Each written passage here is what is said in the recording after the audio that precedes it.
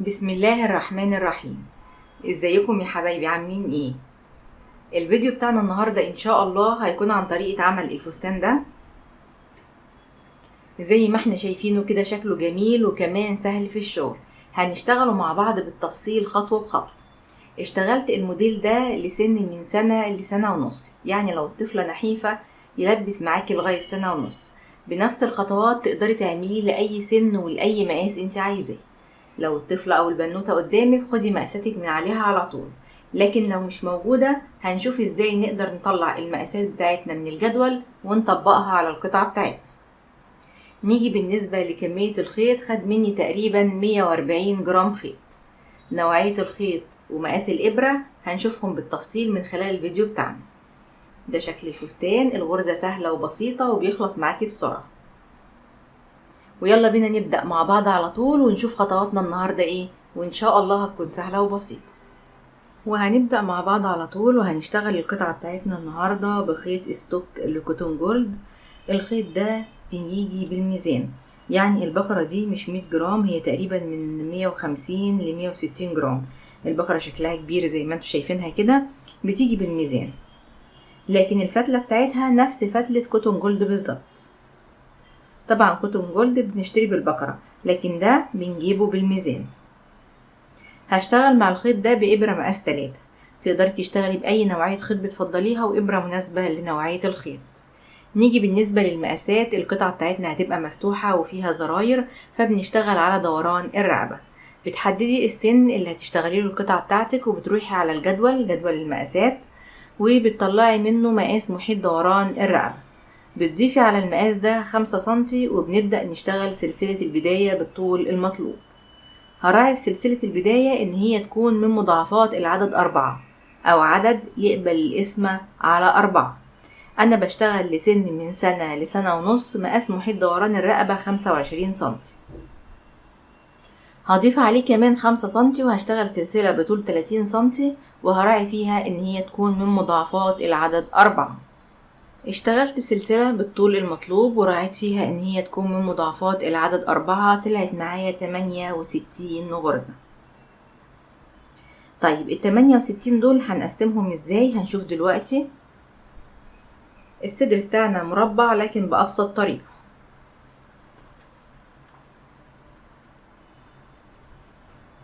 معايا 68 غرزة. أول حاجة هعملها هطرح منهم 4 غرز. أيا كان العدد اللي عندك هتطرحي منه 4 غرز وتركنيهم على جنب، ودول للزوايا. هنيجي بعد كده نقسم الغرز بتاعتنا. فاضل عندي 64، كانوا 68 شلت منهم 4 للزوايا، اتفضل عندي 64. هدي 14 للكم اليمين، 14 للكم الشمال، 18 للصدر من قدام، و18 للظهر. الظهر عندي مفتوح ومقسوم على 2، فهيبقى 9 يمين و9 شمال. وطبعا هنا زاوية وهنا زاوية وهنا زاوية وهنا زاوية، ودول الأربع غرز اللي احنا راكنينهم للزوايا. وده التقسيمة بتاعتنا، تقسيمة سهلة وبسيطة. طيب لو العدد عندك مختلف عن العدد اللي عندي، حاولي تقسمي بنفس النسب بحيث ان الكم يكون اقل باربع 5 غرز عن الصدر. يعني حاولي تقللي شوية غرز الكم عن غرز الصدر والظهر. بداية الشغل بتاعنا بنبدأ من نص الظهر، يعني بنشتغل 9 غرز وبعدين نعمل زاوية، 14 غرزة للكم وبعدين زاوية، 18 غرزة للصدر وبعدين زاوية، 14 غرزة للكم التاني وبعدين زاوية، وبعدين 9 غرز لنص الظهر التاني. هنبدأ دلوقتي مع بعض. أول سطر هرتفع سلسلتين واعتبرهم بعمود وأعد من على الإبرة 1 2 3، أروح لرابع غرزة على طول واشتغل فيها عمود. الغرزة اللي بعدها عمود. كده معايا كام عمود؟ سلاسل الارتفاع بعمود، وعملت 2 عمود كمان، يبقى كده معايا 3 عمود، 4 5 6 7 8 الغرزة الجاية دي هي الغرزة رقم 9، وكده هبقى اشتغلت ال9 غرز اللي هما نص الظهر من الناحية اليمين. الغرزة رقم 9 هعملها تزايد واعمل فيها 2 عمود، 1 2 بالشكل ده. يبقى اخر غرزة في ال9 عملت فيها تزايد وخليتها 2 عمود. دلوقتي الغرزة اللي هي رقم 10 على طول مفروض اكون فيها الزاوية. طيب الزاوية بتاعتي عبارة عن ايه؟ هنركز شوية في الزاوية بتاعتنا. بلف الخيط وبدخل في الغرزة دي، اسحب الخيط واطلع بيه، الف الخيط وادخل للمرة التانية، اسحب الخيط واطلع بيه، الف الخيط وادخل للمرة التالتة، اسحب الخيط واطلع بيه، الف الخيط واخرج من كل الحلقة ما عدا الحلقة الاخيرة. معايا حلقتين على الابرة، الف الخيط واخرج منهم، وكده عملت غرزة بف. هعمل دلوقتي سلسلتين. ناخد بالنا احنا دلوقتي بنكون الزاوية في نفس الغرزة وغرزة بف كمان.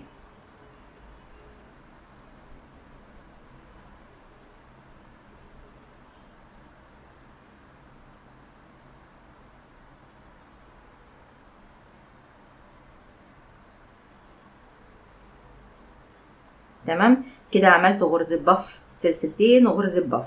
هعمل دلوقتي سلسلتين وفي نفس الغرزة اللي هي بتاعت الزاوية هعمل غرزة بف كمان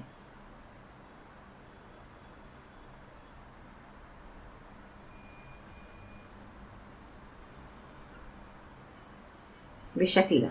ودي الزاوية بتاعتي، غرزة بف سلسلتين وغرزة بف سلسلتين وغرزة بف. دلوقتي المفروض اشتغل 14 عمود على 14 غرزة، ودول اللي خصصناهم للكم. اول غرزة من ال14 غرزة دول هيكون تزايد، يعني هشتغل فيها 2 عمود، 1 2 بالشكل ده.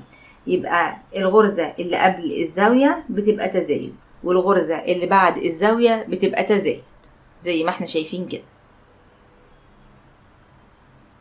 دلوقتي هكمل. انا كده عملت اول غرزة عملت فيها تزايد، الغرزة اللي بعدها كده 2 3. اشتغلت 13 غرزة، المفروض يكونوا 14 علشان الكم احنا مخصصين له 14 غرزة.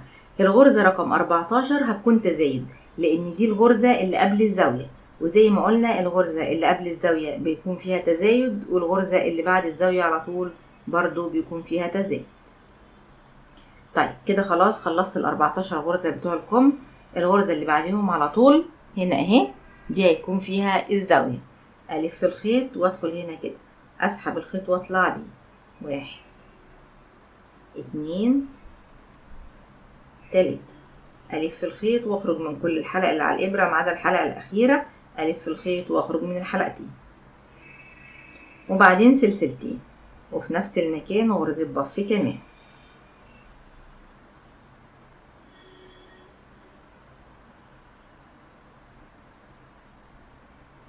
وبعدين سلسلتين وفي نفس المكان وغرزة بف كمان.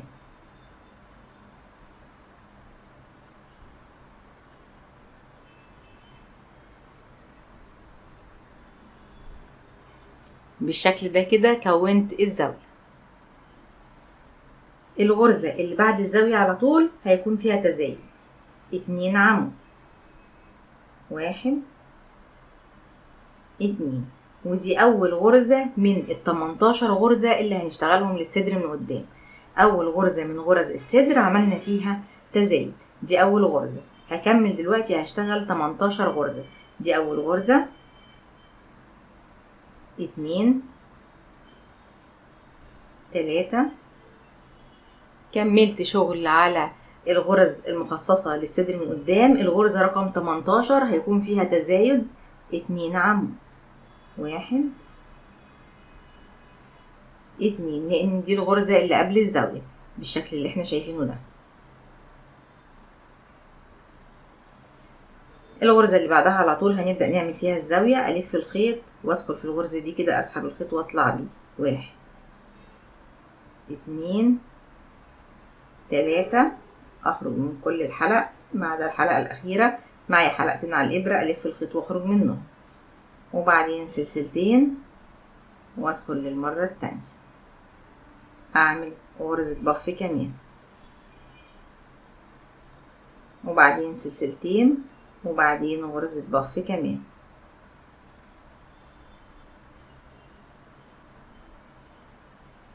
بالشكل ده كده، ودي الزاوية بتاعتنا. دلوقتي هنبدأ نشتغل 14 عمود على 14 غرزة، ودول اللي خصصناهم للكم. اول غرزة من ال 14 غرزة دول هيبقى تزايد 2 عمود، 1 2 بالشكل ده، وبعدين هنكمل.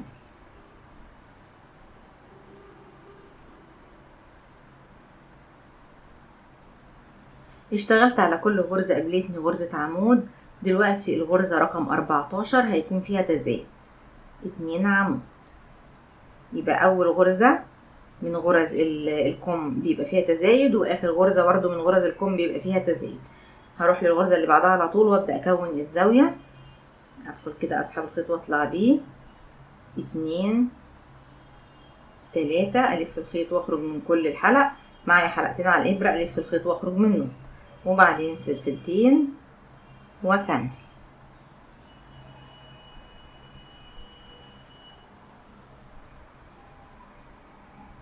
هنكمل. عملت دلوقتي غرزة البف التانية، هعمل بعديها سلسلتين وفي نفس الغرزة غرزة بف كمان.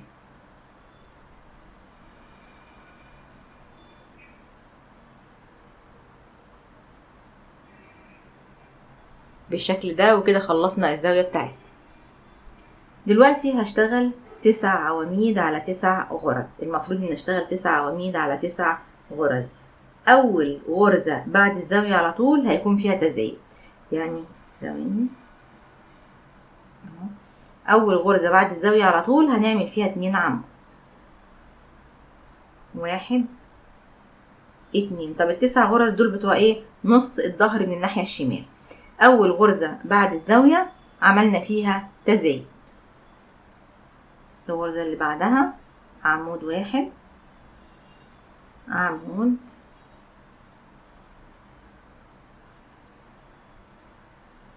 كملت على كل غرزة قابلتني غرزة عمود لنهاية السطر، ودول كانوا ال9 غرز المخصصين لنص الظهر من الناحية الشمال. اول غرزة فيهم عملت فيها تزايد 2 عمود علشان دي كانت الغرزة اللي بعد الزاوية على طول. زي ما قلنا دايما الغرزة اللي قبل الزاوية والغرزة اللي بعد الزاوية هيكون فيهم تزايد. وكده اول سطر عندي خلص. هنبدأ دلوقتي السطر رقم 2. هرتفع سلسلتين وهعتبرهم باول عمود وهلف القطعة بتاعتي كده. ودلوقتي هشتغل على كل غرزة تقابلني غرزة عمود لغاية ما اوصل للزاوية. اشتغلت على كل غرزة قابلتني غرزة عمود لغاية ما وصلت للغرزة اللي قبل الزاوية على طول. الغرزة اللي قبل الزاوية هيكون فيها تزايد، زي ما اتفقنا الغرزة اللي قبل الزاوية بيبقى فيها تزايد والغرزة اللي بعد الزاوية بيبقى فيها تزايد.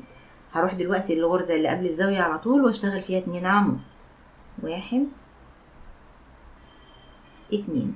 طيب انا عندي الزاوية بتاعتي عبارة عن غرزة بف سلسلتين، غرزة بف سلسلتين، غرزة بف. انا هسيب اول غرزة بف وهسيب كمان السلسلتين واروح لغرزة البف اللي في النص. تمام؟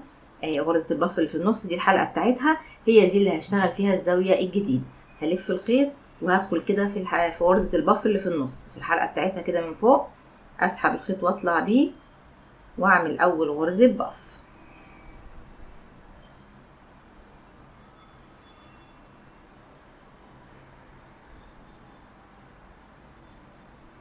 وبعدين سلسلتين وفي نفس الغرزة غرزة بف كمان.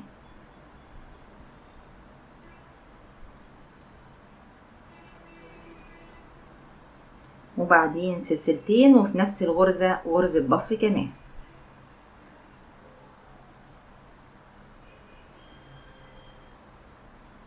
بالشكل ده، وهي دي الزاوية بتاعتي. تمام؟ طيب عندي هنا سلسلتين وعندي غرزة بف ماليش دعوة بيهم، انا خلاص اشتغلت الزاوية في غرزة البف اللي في النص. هعمل ايه دلوقتي؟ هروح للعواميد. اول عمود يقابلني على طول بعد الزاوية هشتغل فيه تزايد اهو. ده اول عمود بعد الزاوية، دي غرزة البف بتاعت الزاوية بتاعت السطر اللي فات، ده اول عمود بعديها اهو. هعمل فيه تزايد 2 عمود، 1 2 بالشكل ده كده. وبعدين اكمل على كل غرزة تقابلني غرزة عمود لغاية ما اوصل للغرزة اللي قبل الزاوية واشتغل فيها تزايد.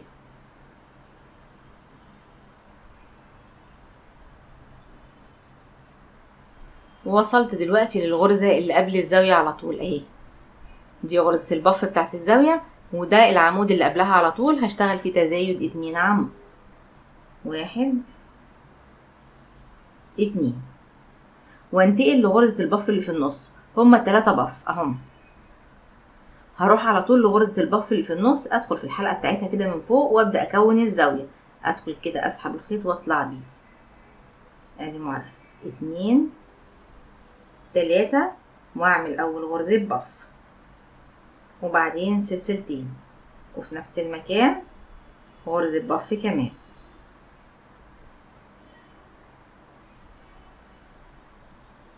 وبعدين سلسلتين، وفي نفس المكان غرزة بف كمان.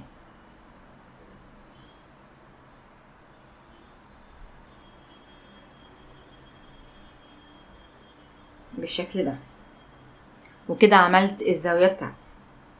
دلوقتي هعمل ايه؟ هروح على العواميد، دي غرزة البف بتاعت الزاوية بتاعت السطر اللي فات ماليش دعوة بيها. هروح لأول عمود يقابلني بعدها على طول اهو، هعمل فيه تزايد 2 عمود، 1 2. وبعدين اشتغل على كل عمود يقابلني عمود لغاية ما اوصل للعمود اللي قبل الزاوية واعمل فيه تزايد، عمود عمود. وصلت دلوقتي للعمود اللي قبل الزاوية على طول اهو، هشتغل فيه تزايد 2 عمود، 1 2.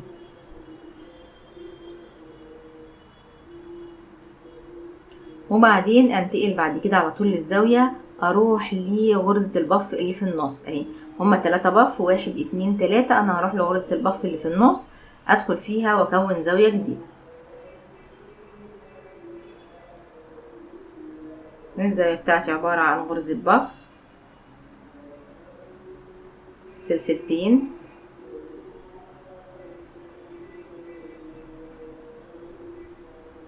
وغرزة بف، سلسلتين كمان، وغرزة بف في نفس الغرزة بالشكل ده. وبعدين اروح لاول عمود يقابلني على طول واشتغل فيه تزايد 2 عمود، 1 2 بالشكل ده. دي الزاوية بتاعت السطر اللي فات، دي غرزة البف ماليش دعوة بيها. بروح لاول عمود بعدها على طول واعمل فيه تزايد 2 عمود، وبعدين همشي على كل عمود يقابلني عمود لغاية ما اوصل للعمود اللي قبل الزاوية، وبرضه هعمل فيه تزايد. وصلت للعمود اللي قبل الزاوية على طول هشتغل فيه تزايد 2 عمود، 1 2. وبعدين انتقل للزاوية هلاقيها عبارة عن 3 غرز بف.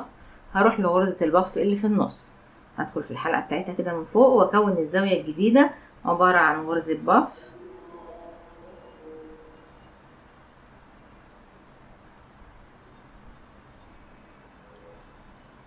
سلسلتين،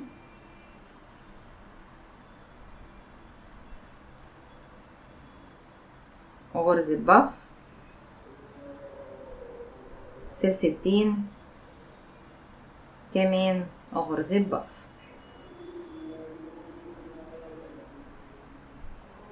وبعدين انتقل لأول عمود بعد الزاوية على طول واشتغل فيه 2 عمود اللي هو تزايد، 1 2.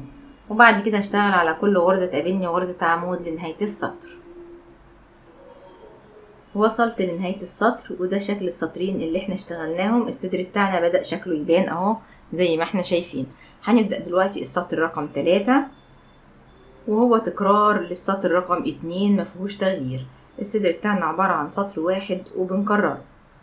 هرتفع سلسلتين واعتبرهم بعمود، وهلف القطعة بتاعتي كده، وهشتغل على كل غرزة تقابلني غرزة عمود لغاية ما اوصل للعمود اللي قبل الزاوية، وابدأ اشتغل فيه تزايد. وصلت للعمود اللي قبل الزاوية، هشتغل في تزايد 2 عمود، 1 2، وبعدين انتقل على طول لغرزة البف اللي في النص. الصدفة بتاعتي او الزاوية بتاعتي عبارة عن 3 غرز بف، هروح لغرزة البف اللي في النص واشتغل فيها الزاوية الجديدة. هدخل في الحلقة بتاعتها كده من فوق اهي، اتمنى تكون واضحة. اسحب الخيط واطلع بيه واعمل اول غرزة بف،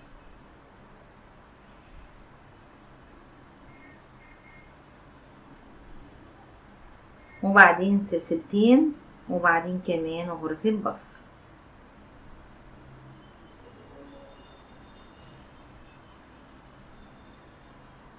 وبعدين سلسلتين، وبعدين كمان غرزة بف،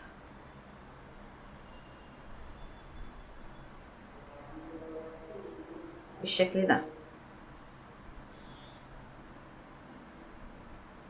وانتقل بعد كده على العواميد. اول عمود يقابلني على طول هنا اهو، هشتغل فيه تزايد 2 عمود، 1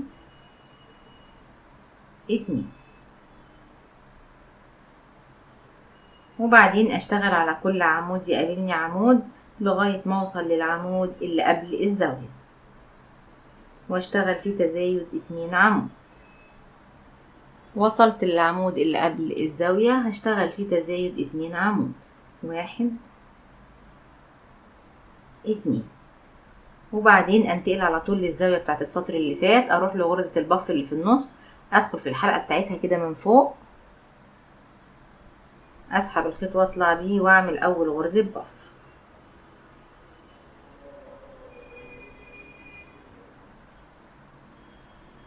وبعدين سلسلتين، وكمان غرزة بف،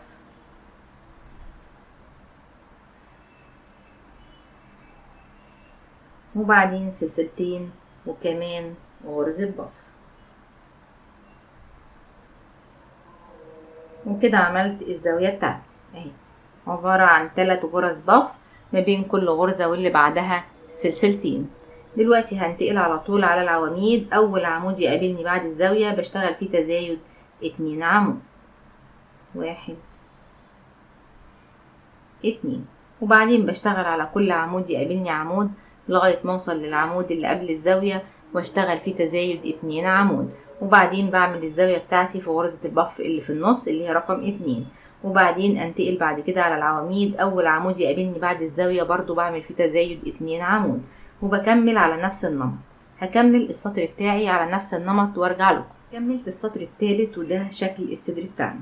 هنفضل نكرر في السطر ده، وهو عبارة عن سطر واحد وبنكرره مش اكتر من كده، يعني الصدر بتاعنا كله عبارة عن سطر واحد وبنكرره.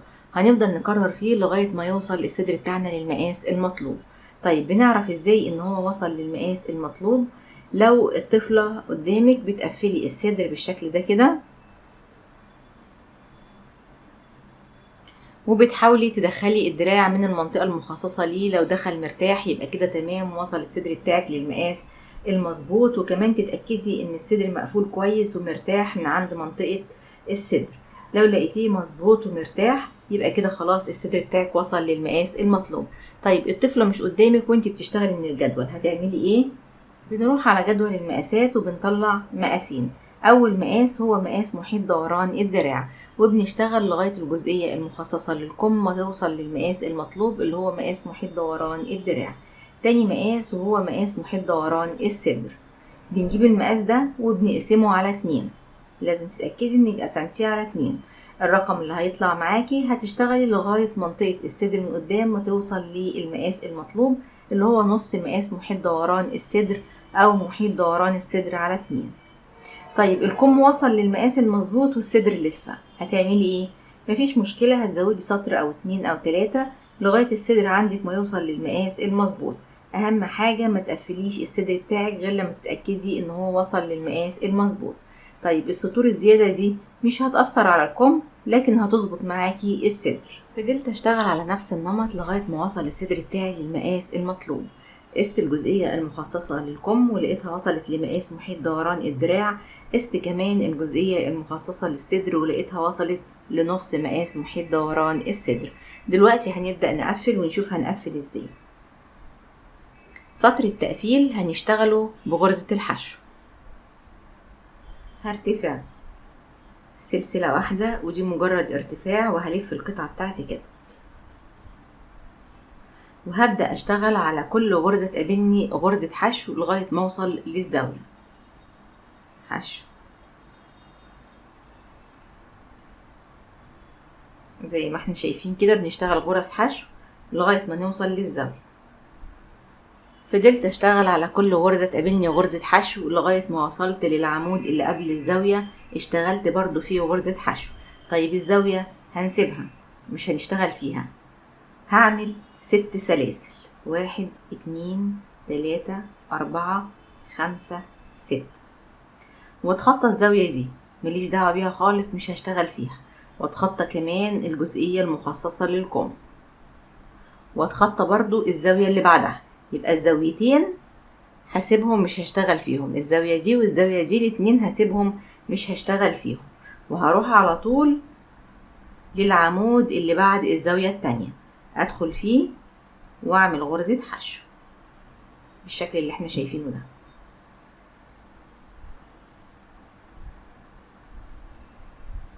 يبقى اخر حاجة عملتها العمود اللي قبل الزاوية عملت فيه غرزة حشو، وبعدين 6 سلاسل، 6 الزاوية وست كل الجزئية المخصصة للكم وست الزاوية التانية، ورحت للعمود اللي بعدها على طول وعملت فيه غرزة حشو.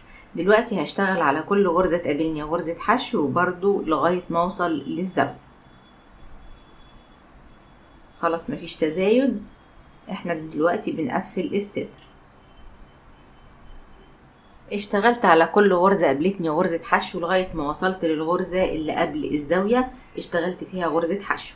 هعمل دلوقتي 6 سلاسل، 1 2 3 4 5 6، واتخطى الزاوية مش هشتغل فيها، واتخطى كمان الجزئية المخصصة للكم، واتخطى الزاوية اللي بعدها، يعني الزاويتين ما بشتغلش فيهم.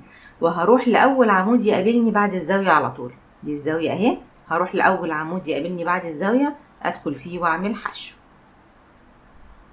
وكده قفلت الكم عندي. يبقى الزاويتين بسيبهم ما بشتغلش فيهم. اخر حاجة بعملها بعمل غرزة حشو قبل الزاوية، وبعدين 6 سلاسل واتخطى الزاوية والجزئية المخصصة للكم والزاوية اللي بعدها، وبعدين اروح لأول عمود واعمل فيه غرزة حشو.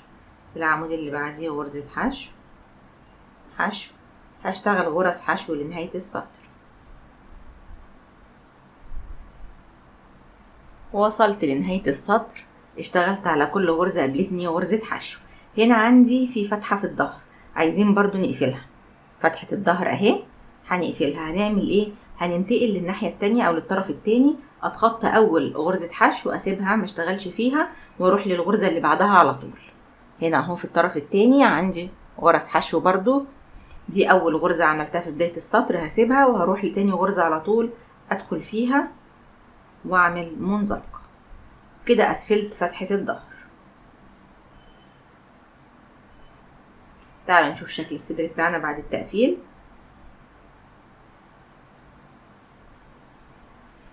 وده كده شكل الصدر بتاعنا بعد التقفيل. زي ما احنا شايفين كده قفلنا جزئية الكم وقفلنا كمان فتحة الظهر. هنبدأ دلوقتي السطر الجديد وهيكون برضو من غرز الحشو.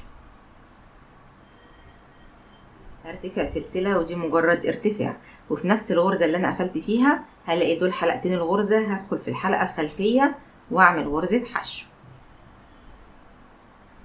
الغرزة اللي بعدها هدخل برضو في الحلقة الخلفية، الغرزة اهي مكونة من حلقتين، بدخل في الحلقة الخلفية واعمل غرزة حشو.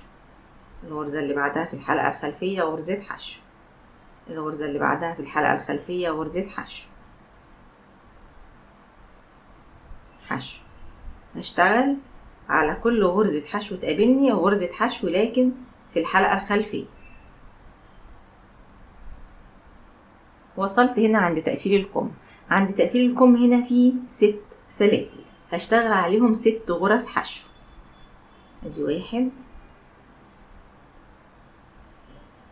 2 3 4 5 6 غرز حشو. واكمل بعد كده على كل غرزة حشو تقابلني غرزة حشو في الحلقة الخلفية. وعند الكم التاني هشتغل برضو بنفس الطريقة 6 غرز حشو على 6 سلاسل اللي موجودين عند تقفيل الكم.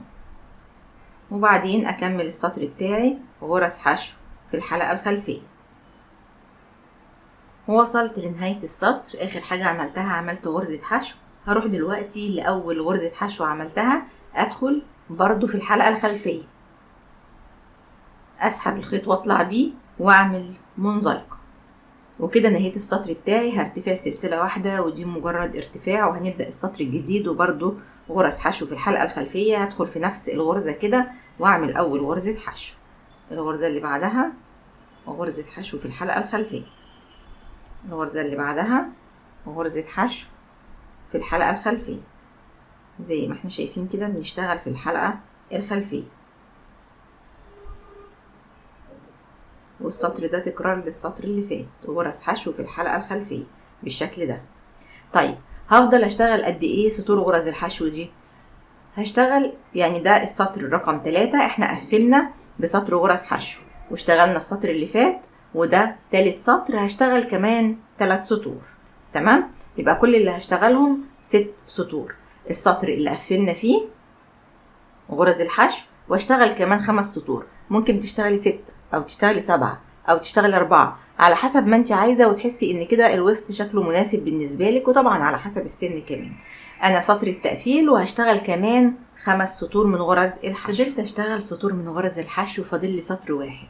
السطر الاخير دوت قبل ما اشتغله هو ده اللي هظبط فيه عدد الغرز. انتوا عارفين ان اي غرزة كروشيه محتاجة عدد معين. الغرزة اللي هنكمل بيها محتاجة مضاعفات العدد 14. تمام؟ يعني مفروض يكون اخر سطر عندنا من مضاعفات العدد 14. طيب هنجيبه ازاي مضاعفات العدد 14 ده؟ هنعد اخر سطر. انا عديت اخر سطر عندي وطلعوا 80 غرزة، و80 غرزة مش من مضاعفات العدد 14، ناقص لي لسه 4 غرز كمان علشان يكونوا من مضاعفات العدد 14.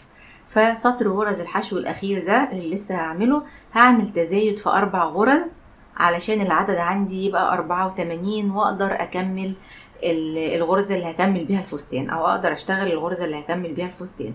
يبقى انت كل اللي عليكي انك هتعدي غرز الحشو بتاعتك وتشوفيها كام غرزة بالظبط، وتشوفي محتاجة تعملي تزايد او تناقص علشان يكون عدد الغرز عندك من مضاعفات العدد 14 علشان نقدر نكمل الغرزة بتاعتنا. انا طلع عندي 80، لسه محتاجة 4 غرز كمان. فالسطر اللي جاي ده هبدأ اعمل تزايد في 4 غرز، بس هعملهم طبعا بعاد عن بعض. يعني هعمل غرزة هنا وغرزة هنا، وزيهم في الظهر مثلا غرزة هنا وغرزة هنا. دول هعمل فيهم تزايد، كل واحدة هعمل فيها تزايد 2 غرزة حشو. هنبدأ دلوقتي هرتفع سلسلة واحدة ودي مجرد ارتفاع، وفي نفس الغرزة دي هعمل غرزة حشو في الحلقة الخلفية. الغرزة اللي بعدها غرزة حشو في الحلقة الخلفية، واللي بعدها كمان غرزة حشو في الحلقة الخلفية، وبكمل بنفس النمط كده.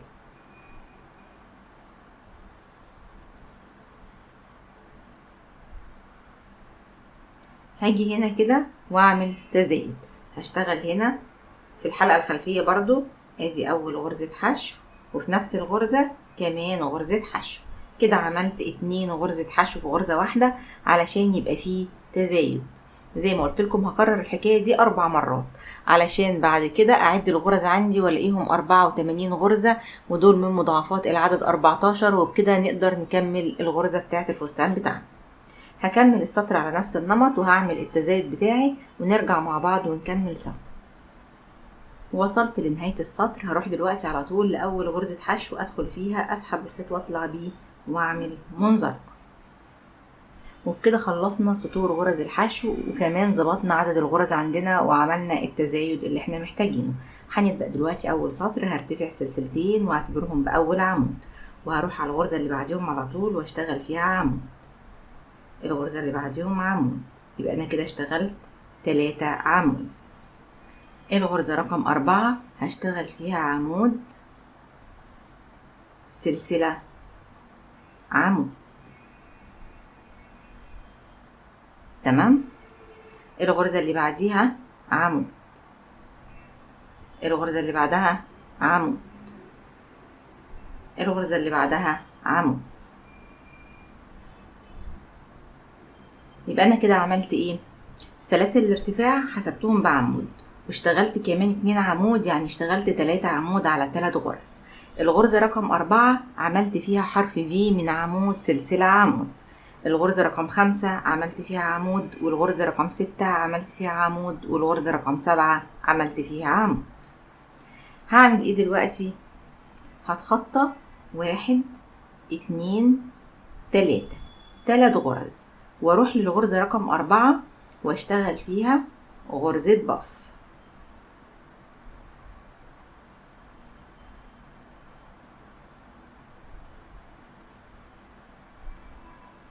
وبعدين سلسلتين، وفي نفس الغرزة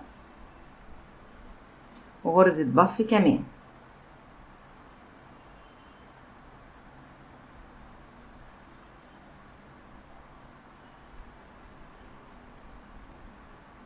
وبعدين سلسلتين، وفي نفس الغرزة غرزة بف كمان،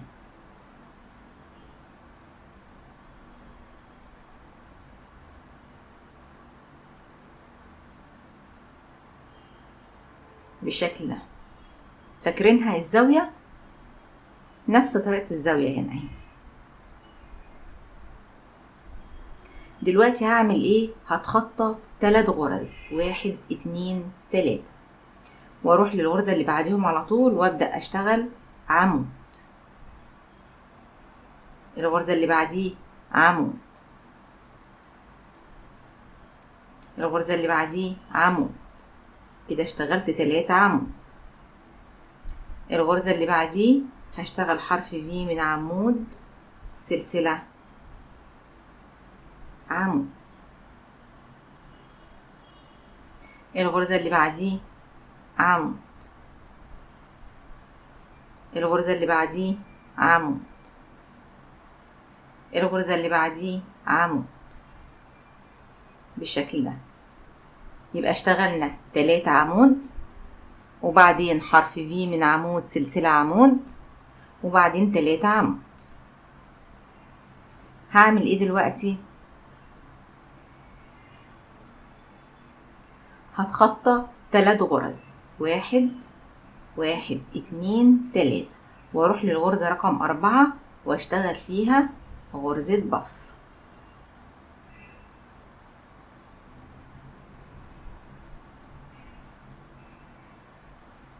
سلسلتين، كمان غرزة بف في نفس الغرزة،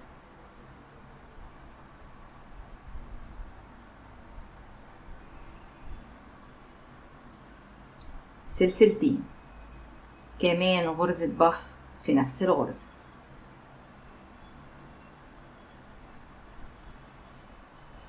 بالشكل اللي احنا شايفينه ده. وبعدين اتخطى 3 غرز، 1 2 3، واروح للغرزة رقم 4 وابدأ اشتغل عمود، 2، الغرزة اللي بعدهم 3، كده اشتغلت 3 عمود على 3 غرز. الغرزة رقم 4 هعمل فيها حرف في من عمود، سلسلة، عمود. الغرزة رقم 5 عمود، الغرزة رقم 6 عمود، الغرزة رقم 7 عمود، بالشكل ده. وبعدين اتخطى 1 2 3 3 غرز، اهم 1 2 3. واروح للغرزة الرابعة وابدأ اكون غرزة بف،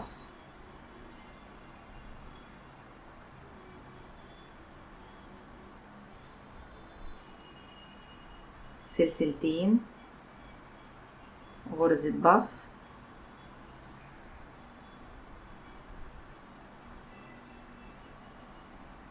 سلسلتين كمان، غرزة بف.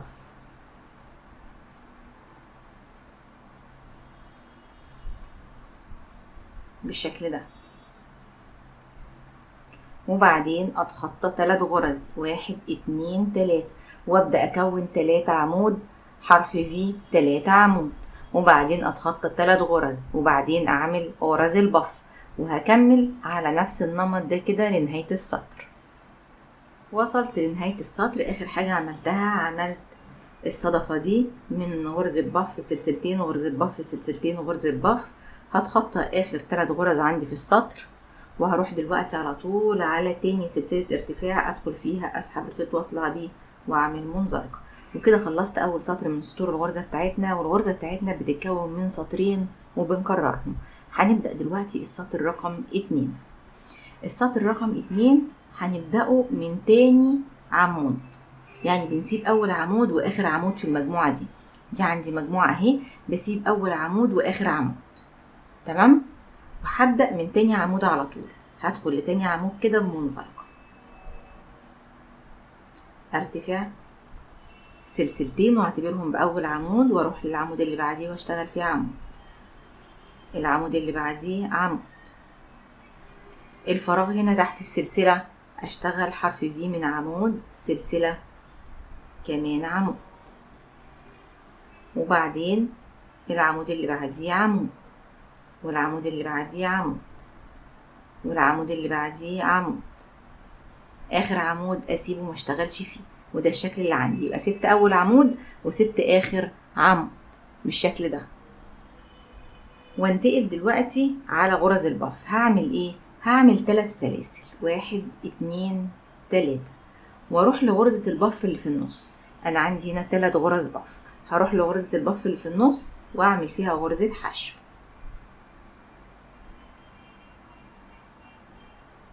وبعدين 3 سلاسل، 1 2 3، وانتقل لمجموعة العواميد اللي بعد غرز البف. اسيب اول عمود واخر عمود ما اشتغلش فيهم، واروح للعمود رقم 2 اشتغل فيه عمود، العمود رقم 3 اشتغل فيه عمود، العمود رقم 4 اشتغل فيه عمود. هنا عندي فراغ مكون من سلسلة، هشتغل فيه عمود، سلسلة، عمود،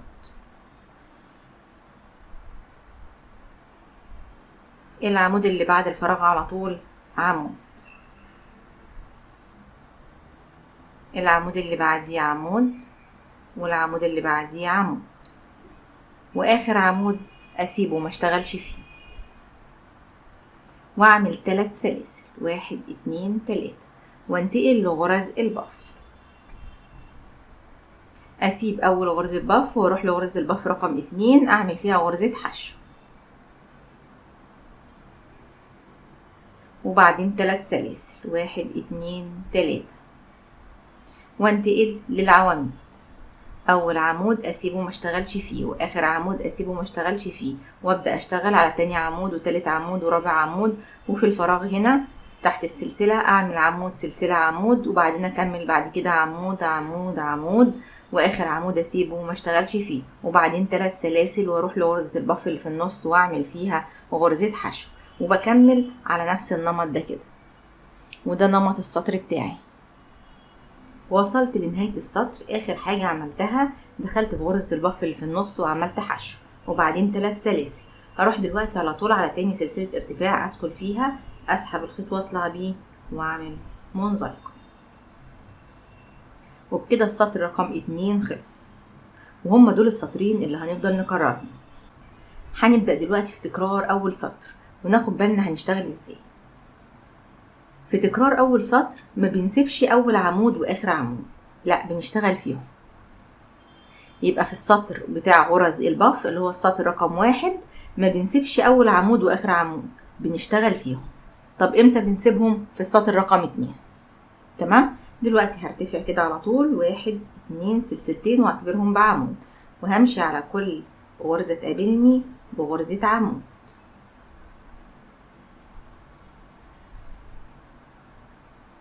بالشكل ده. وصلت هنا للسلسلة اللي هو الفراغ، هشتغل فيه عمود سلسلة عمود، وبعدين اشتغل على كل عمود يقابلني عمود، ومش هسيب اخر عمود، لان احنا دلوقتي بنعمل تكرار اول سطر. امتى بسيب اول عمود واخر عمود؟ في السطر رقم 2. هنا ما سبتش عواميد ولا حاجة. هعمل ايه دلوقتي؟ هنتقل لغرزة الحشو دي، شايفينها اهي، وهشتغل فيها غرز البف. الف كده وادخل، اسحب الخيط واطلع بيه. ادي 1 2 3، الف الخيط واخرج من كل الحلقة ما عدا الحلقة الاخيرة. معايا حلقتين على الابرة، الف الخيط واخرج منهم، وبعدين سلسلتين وغرزة بف كمان في نفس غرزة الحشو.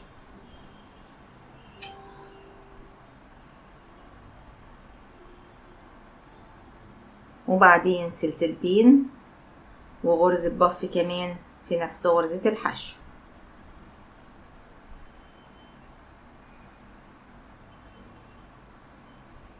بالشكل ده.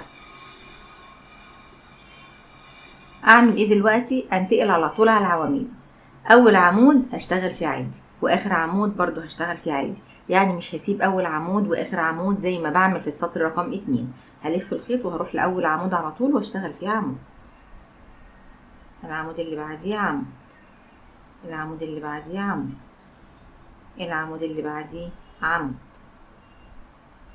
وبعدين هنا هلاقي فراغ مكون من سلسلة، هشتغل فيها عمود سلسلة كمان عمود في نفس الفراغ، وبعدين اشتغل على كل عمود يقابلني عمود.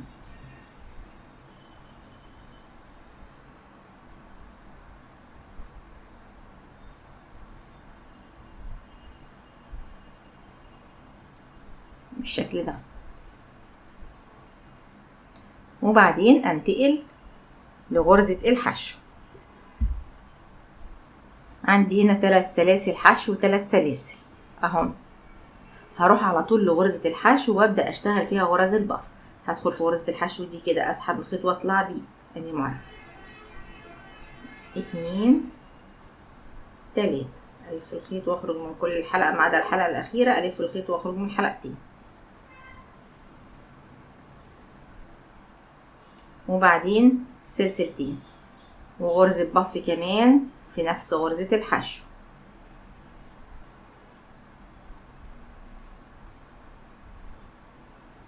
وبعدين سلسلتين وغرزة بف كمان.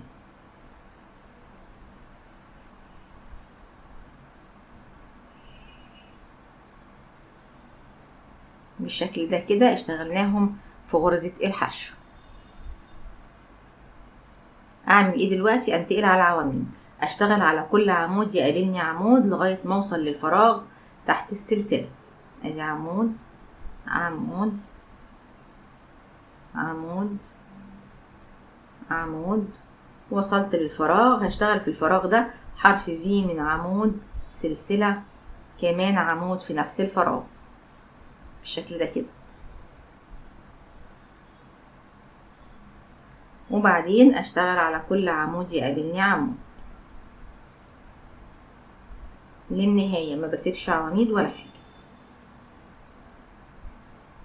وبعدين انتقل لغرزة الحشو وابدأ اشتغل فيها غرزة بف سلسلتين وغرزة بف سلسلتين وغرزة بف، وبكمل على نفس النمط ده كده لنهاية السطر. وده تكرار للسطر رقم 1. وصلت لنهاية السطر. اخر حاجة عملتها عملت مجموعة غرز البف. هروح دلوقتي على طول على تاني سلسلة ارتفاع، ادخل فيها اسحب الخيط واطلع بيه واعمل منزلقة، وبكده نهينا السطر بتاعنا. وده كان تكرار لاول سطر. هنبدأ دلوقتي تكرار تاني سطر. تمام. في السطر رقم 2 بنسيب اول عمود واخر عمود من العواميد، يعني اول عمود ده ما بنشتغلش فيه واخر عمود كمان ما بنشتغلش فيه. هبدأ شغل من العمود رقم 2، فهروح له كده بمنزلقة، وهنبدأ السطر. فهرتفع سلسلتين واعتبرهم بعمود، وهروح على الغرزة اللي بعدها على طول عمود، الغرزة اللي بعدها عمود، الغرزة اللي بعدها عمود، وهلاقي نفسي قدام الفراغ اللي هو السلسلة. هدخل في الفراغ ده واعمل عمود، سلسلة، كمان عمود، وبعدين اول عمود يقابلني بعد الفراغ عمود، العمود اللي بعديه عمود، العمود اللي بعديه عمود، العمود اللي بعديه عمود، اخر عمود اسيبه ما اشتغلش فيه، لان هنا احنا بنعمل السطر رقم 2، والسطر رقم 2 بنسيب اول عمود واخر عمود ما بنشتغلش فيه. هعمل دلوقتي 3 سلاسل وانتقل لغرزة البف اللي في النص، ادخل فيها كده واعمل غرزة حشو،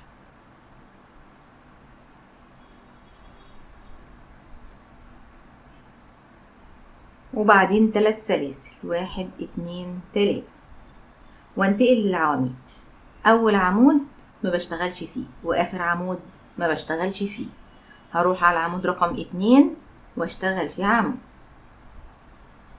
العمود رقم 3 عمود، العمود اللي بعديه عمود، العمود اللي بعديه عمود، بالشكل ده. شايفين سايبين اول عمود ما اشتغلناش فيه اهو.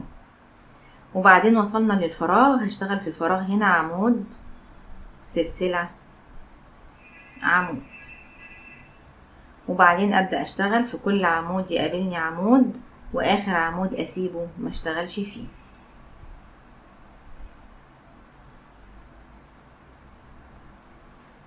بالشكل ده اخر عمود هسيبه مش هشتغل فيه، واعمل 3 سلاسل 1 2 3، وانتقل لغرز البف. اروح للغرزة اللي في النص، هما 1 2 3، هروح انا للغرزة اللي في النص، هدخل فيها كده واعمل غرزة حشو، وبعدين 1 2 3 سلاسل، وانتقل للعواميد. اول عمود اسيبه ما اشتغلش فيه واخر عمود اسيبه ما اشتغلش فيه، وابدا اشتغل على العواميد اللي في النص هنا. يعني بسيب اول عمود وبعدين اشتغل على تاني عمود وتالت عمود ورابع عمود وخامس عمود لغايه ما اوصل للسلسله في الفراغ. هنا اشتغل عمود سلسله عمود، وبعدين ارجع اكمل عمود عمود عمود عمود، والعمود الاخير اسيبه ما اشتغلش فيه، وبعدين 3 سلاسل واروح لغرزه البف اللي في النص واعمل حشو 3 سلاسل وانتقل للعواميد واكرر، وهكمل السطر كله على نفس النمط. وده الشكل اللي عندي. يبقى في السطر رقم 2 بنسيب في مجموعة العواميد بنسيب اول عمود ما نشتغلش فيه واخر عمود ما نشتغلش فيه. وصلت لنهاية السطر، هروح على طول على تاني سلسلة ارتفاع، ادخل فيها اسحب الخيط واطلع بيه واعمل منزلقة. تعالوا نشوف شكل القطعة بتاعتنا ايه. ده شكل القطعة بتاعتنا. هنفضل نكرر في السطرين دول زي ما شفنا، هما الغرزة بتاعتنا عبارة عن سطرين وبنكررهم، وناخد بالنا ان في تكرار اول سطر ما بنسيبش لا العمود الاول ولا الاخير، لا بنشتغل فيهم. لكن في تكرار تاني سطر بنسيب اول عمود واخر عمود زي ما شفنا بالظبط. هنفضل نكرر في السطرين دول لغاية ما توصل القطعة بتاعتنا للطول المناسب. ممكن تكون بلوزة وممكن تكون فستان على حسب ما انت عايزة. طبعا هتفضلي تزودي في السطور لغاية ما توصلي للطول اللي انت محتاجاه، سواء اذا كانت بلوزة او فستان. انا هفضل اشتغل لغاية ما اوصل للطول اللي انا محتاجاه، ونرجع مع بعض ونكمل سوا. زي ما شفنا هما سطرين وبنفضل نكررهم. فضلت اشتغل على نفس النمط، هما سطرين وبنكررهم لغاية ما وصل الفستان بتاعي للطول اللي انا محتاجاه. انا ما بحبش فساتين الاطفال تبقى طويلة قوي، لكن انت طولي زي ما انت عايزة لغاية ما توصلي للطول المناسب بالنسبة لك، وطبعا بالنسبة للسن اللي انت بتشتغليه.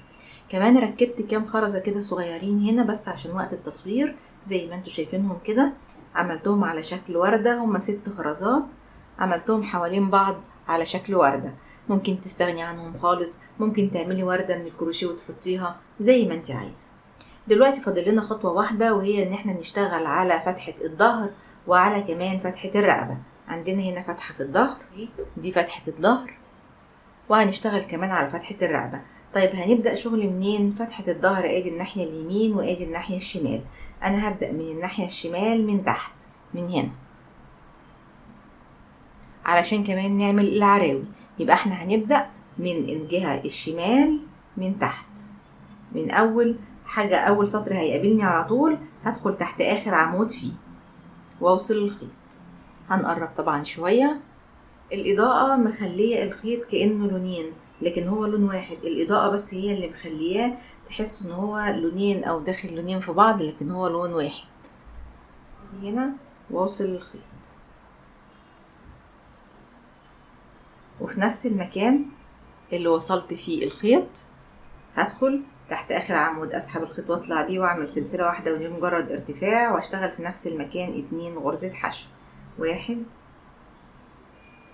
2، وانتقل على السطر اللي بعديه نهايته عمود. احنا بنشتغل على نهايات السطور. نهاية السطر عندي عمود، نقرب شوية كمان بالشكل ده، نهايته عمود، هشتغل تحتينا 2 حشو،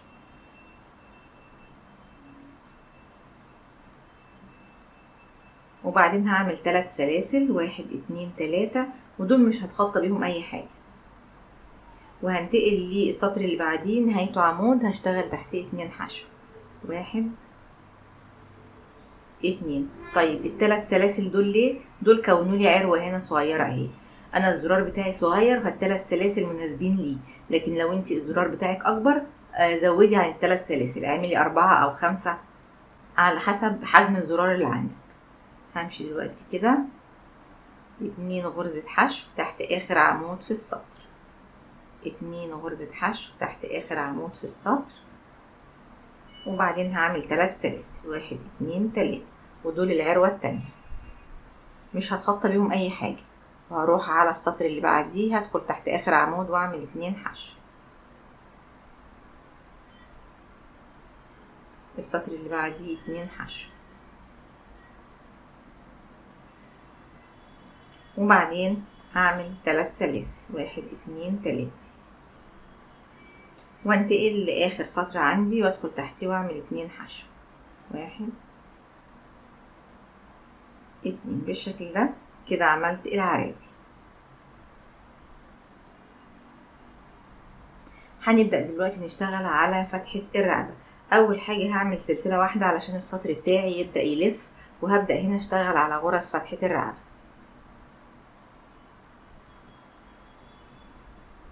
هروح على اول غرزة تقابلني واشتغل فيها غرزة حشو، الغرزة اللي بعدها غرزة حشو، الغرزة اللي بعدها غرزة حشو. كده عملت 3 حشو. هرتفع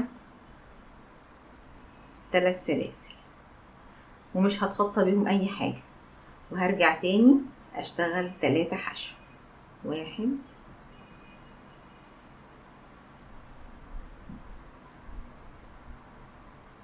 2 3، وبعدين ارتفع 3 سلاسل، 1 2 3، وما تخطاش بيهم اي حاجة، وارجع للغرز بتاعتي واشتغل 3 حشو، 1 2 3، بالشكل ده. وبعدين اعمل 3 سلاسل، 1 2 3، ما تخطاش بيهم اي حاجة، وارجع تاني للغرز بتاعتي واشتغل 3 غرز حشو، 1 2 3، وبعدين 3 سلاسل ما تخطاش بيهم حاجة، وارجع اشتغل 3 حشو، 1 2 3، بالشكل ده كده. وبكمل على نفس النمط ده على كل غرز فتحة الرقبة، 3 سلاسل ما تخطاش بيهم اي حاجة، وارجع واشتغل 3 حشو، 1 2 3 بالشكل ده، وهكمل على نفس النمط. وبكده خلصت شغل على فتحة الرقبة. دلوقتي هشتغل على فتحة الظهر من الناحية اليمين. احنا بدأنا بالناحية الشمال وعملنا العراوي، دلوقتي هنشتغل على الناحية اليمين. الفرق الوحيد ما بين الناحية اليمين والناحية الشمال ان في الناحية اليمين مش بنعمل عراوي، بنشتغل على طول تحت نهايات السطور. كل سطر نهايته عمود بشتغل تحتيه 2 حشو 2 حشو 2 حشو من غير ما بعمل عراوي، لان هنا هركب الزراير. هقفل كده، هعمل الاول سلسلة واحدة كده علشان السطر بتاعي يبدأ يلف، وهروح ده السطر اللي عندي نهايته عمود هشتغل تحتيه 2 حشو 1 2. السطر اللي بعديه تحت اخر عمود 2 حشو. السطر اللي بعديه تحت اخر عمود 2 حشو.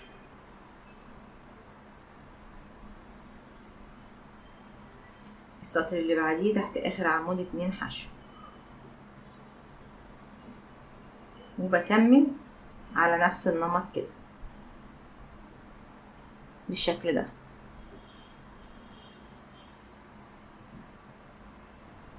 وبكده خلصت شغل على فتحة الظهر من الناحية اليمين. هعمل سلسلة واحدة للأمان وهقص الخيط.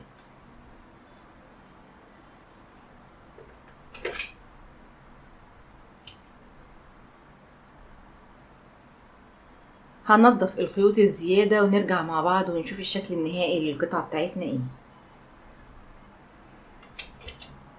نضفت الخيوط الزيادة وركبت الزراير، وده الشكل النهائي للقطعة بتاعتنا. زي ما احنا شايفينه كده فستان شكله جميل وكمان سهل في الشغل، اشتغلناه مع بعض بالتفصيل خطوة بخطوة.